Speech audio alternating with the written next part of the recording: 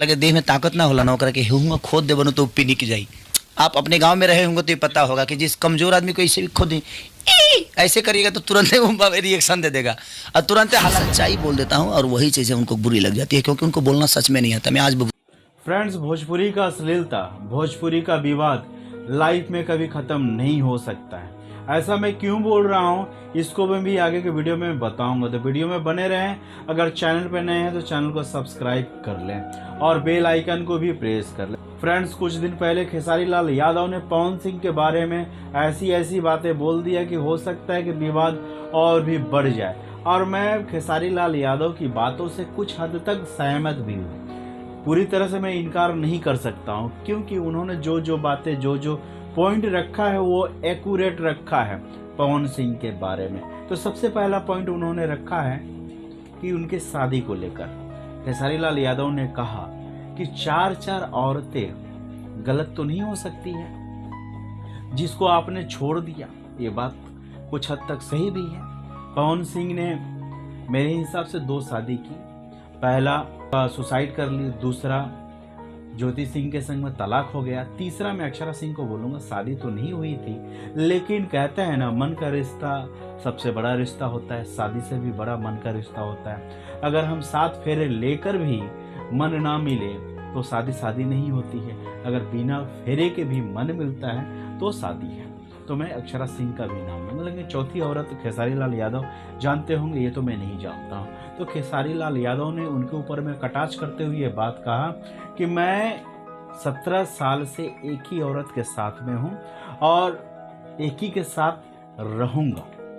ये अपने सालगिरह के मौके पर उन्होंने बोला था और एक इंटरव्यू के दौरान भी इस बात को उन्होंने रखा था। तो आप लोग क्या समझते हैं? आप लोग को क्या लगता है कि खेसारी लाल यादव ने जो बातें कही हैं वो सही है? सबसे पहले हम लोग उनका बयान सुन लेते हैं। स्टेज में कह रहे थे कि इतना बोलते हैं सामने आके फरियाले, तो वो कमाऊ का नहीं करता आज सामने कहियो वो पीछे है हिम्मत, उनके अंदर हिम्मत ही नहीं है। मैं आज आपको बोल रहा हूं कि उनके अंदर ताकत ही नहीं है, उनके अंदर हिम्मत नहीं, उनके अंदर हौसला। डर चुके हैं। डरा हुआ आदमी क्या करता है? हर दिन उल्टा सीधा काम करता है। खेसारी लाल यादव से डर गए? अरे तो डरना तो पड़ेगा ना सर। मेरे स्टेज से काहे कह देते हैं कि कहियो जब उनके पुरुष होने पे ही सवाल आप उठा देते हैं। अरे भाई पुरुष 4 मेहरारू गलत हो सकती है यार, 4 मेहरारू कैसे गलत हो सकती है?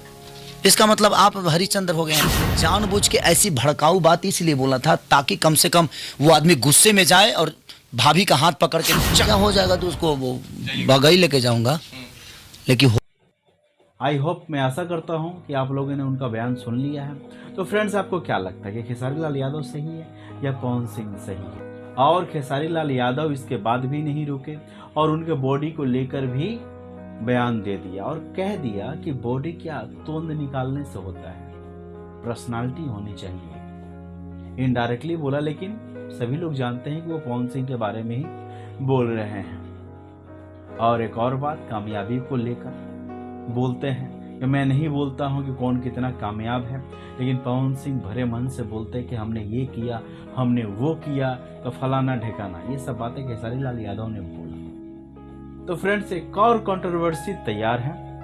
हो सकता है कि पवन सिंह इस बयान के बाद में कुछ न कुछ तो बयान देंगे ही, और देना भी बनता है, क्योंकि अगर पवन सिंह बयान नहीं देंगे तो उनका चर्चा नहीं होगा, सिर्फ खेसारी लाल यादव का चर्चा होगा। तो पवन सिंह ऐसा बिल्कुल होने नहीं देंगे। वो हमेशा अपने आप को न्यूज़ में बने देखना चाहते हैं।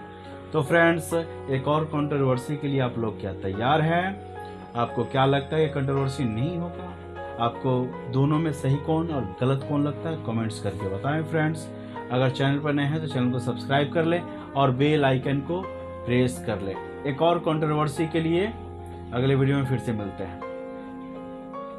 Thank you.